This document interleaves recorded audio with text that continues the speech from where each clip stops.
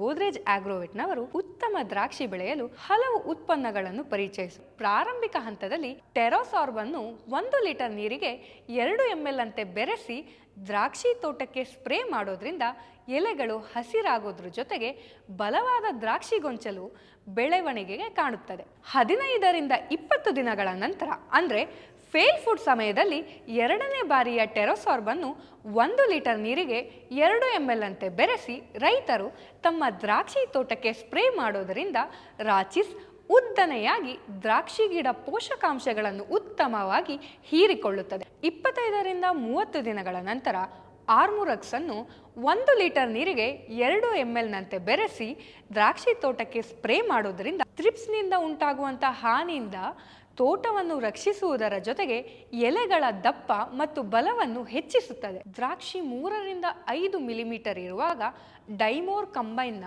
1 litre ನೀರಿಗೆ 1 ml ಮತ್ತು equilibrium ಅನ್ನು 1 ಲೀಟರ್ ನೀರಿಗೆ 2 ml ಅಂತೆ ಬೆರೆಸಿ ಸ್ಪ್ರೇ ಮಾಡೋದ್ರಿಂದ ಕೋಶ ವಿಭಜನೆಗೆ ಸಹಾಯ ಮಾಡುತ್ತದೆ.